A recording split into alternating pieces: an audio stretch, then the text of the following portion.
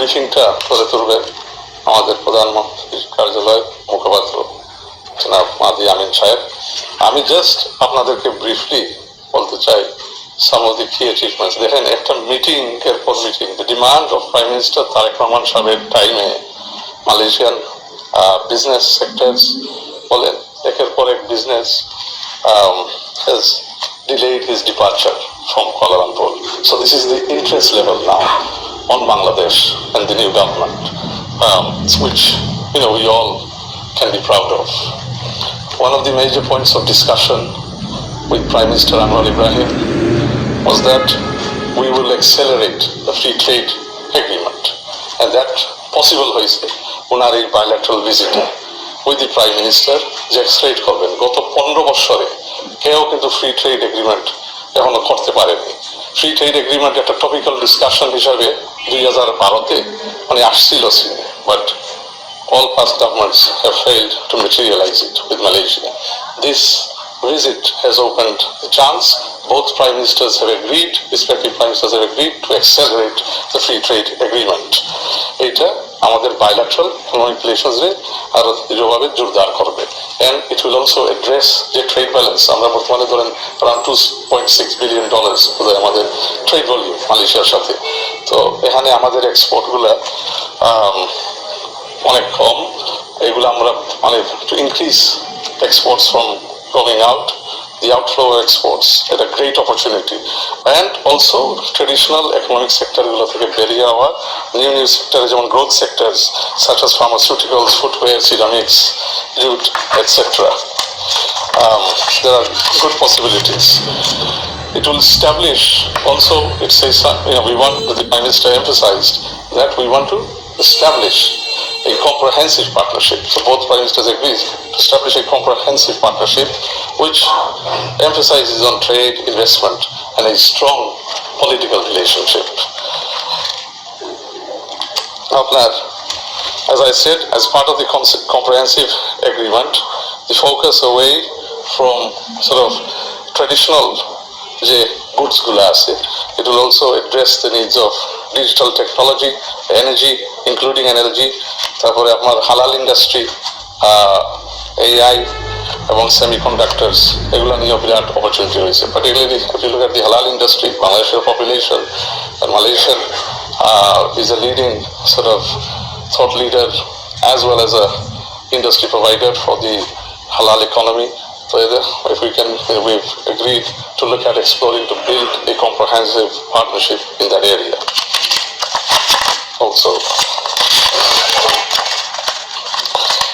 on the labor market issue, you know that the labor market on the issues gula on a challenging position by the last, particularly last 15 years of the Army League regime. এখানে worker protection ন্যূনতম worker protection ছিল না। So both respective prime ministers have discussed how to resolve these issues in a quick way, and then it is somewhat a little unprecedented also. Prime Minister Tareq Rahman Sahab's visit এখানে, he has met the Prime Minister, he has also got an audience with the King. তো ওনার গভর্নমেন্টের ওনার গুরুত্ব Malaysian সরকার বিশেষভাবে বিবেচনা করে। Normally এক ভিজিটে you don't see the Prime Minister as well as you get an audience from the King.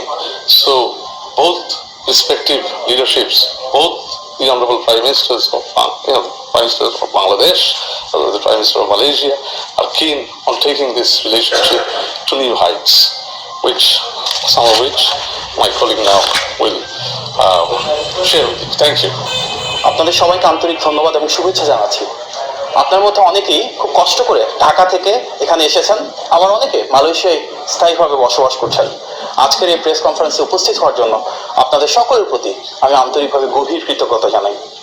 আমার সঙ্গে আজ এখানে উপস্থিত রয়েছেন মাননীয় প্রধানমন্ত্রীর পররাষ্ট্র বিষয়ক উপদেষ্টা জনাব হুমায়ুন কবির, মাননীয় প্রধানমন্ত্রীর অতিরিক্ত প্রেস সচিব জনাব আতিকুর রহমান রুমন, মাননীয় প্রধানমন্ত্রীর প্রেস টিম, পররাষ্ট্র মন্ত্রণালয়ের কর্মকর্তাবৃন্দ, বাংলাদেশ হাইকমিশন মালয়েশিয়ার কর্মকর্তাবৃন্দ, আমরা দেখছি এখানে ডেপুটি হাইকমিশনার রয়েছেন শাহানারা মনিকা। আপনারা জানেন যে মাননীয় প্রধানমন্ত্রী জনাব তারেক রহমান রাষ্ট্র পরিচালনার দায়িত্ব গ্রহণের পর প্রথমবারের মতোই বিদেশ সফরে মালয়েশিয়া এসেছেন। অত্যন্ত সংক্ষিপ্ত এই সফরে গতকাল রাতে পৌঁছানোর পর আমরা দেখেছি যে আজকে কিছুক্ষণের মধ্যে 18 ঘন্টা কম সময়ের মাঝেই তিনি মালয়েশিয়া থেকে অন্য জায়গায় চলে যাচ্ছেন। এই প্রায় অর্ধ দিবসের সফরে মাননীয় প্রধানমন্ত্রী অত্যন্ত ব্যস্ত কর্মসূচির মধ্য দিয়ে অনেকগুলো গুরুত্বপূর্ণ কাজ সম্পন্ন করেছেন। আপনার ইতিমধ্যে অবগত রয়েছেন যে ত্রয়োদশ জাতীয় সংসদ নির্বাচনে বিজয়ী হওয়ার পর মাননীয় প্রধানমন্ত্রী জনাব তারেক রহমানকে সর্বপ্রথম অভিনন্দন জানানো কয়েকজন বিশ্ব নেতার মধ্যে অন্যতম ছিলেন মালয়েশিয়ার মাননীয় প্রধানমন্ত্রী দাতো সেরি আনোয়ার ইব্রাহিম। শহীদ প্রেসিডেন্ট জিয়া রহমান 1979 সালে রাষ্ট্রপতি হিসেবে মালয়েশিয়া সফর করেছিলেন এবং তার হাত ধরেই বাংলাদেশ থেকে জনশক্তি রপ্তানি শুরু হয়েছিল মালয়েশিয়াতে। দেশনেত্রী বেগম খালেদা জিয়াও প্রথমবার প্রধানমন্ত্রী হওয়ার পর 1993 সালে মালয়েশিয়া সফর করেন এবং এখানকার উন্নয়ন ও অগ্রযাত্রার বিভিন্ন দিক বাংলাদেশে বাস্তবায়নের বিভিন্ন কার্যকরী উদ্যোগ গ্রহণ করেছিলেন। স্বাভাবিকভাবেই বিএনপির সঙ্গে মালয়েশিয়ার একটি ঐতিহাসিক সম্পর্ক রয়েছে এবং সেই ধারাবাহিকতার বহিঃপ্রকাশে আমরা দেখছি বিএনপি সরকার রাষ্ট্র পরিচালনার দায়িত্বে আসার পর মাননীয় প্রধানমন্ত্রী নির্বাচনে বিজয়ী হওয়ার অল্প কিছুদিনের মধ্যেই বিদেশ সফর শুরু করেছেন এই মালয়েশিয়া থেকে। প্রচলিত ধারার বিপরীতে মাননীয় প্রধানমন্ত্রী খুব ছোট একটি প্রতিনিধি দল নিয়ে বাংলাদেশ থেকে এসেছেন। মাননীয় প্রধানমন্ত্রীর সফর সঙ্গী হিসেবে রয়েছেন তার সহধর্মিণী ডাক্তার জোবাইদা রহমান।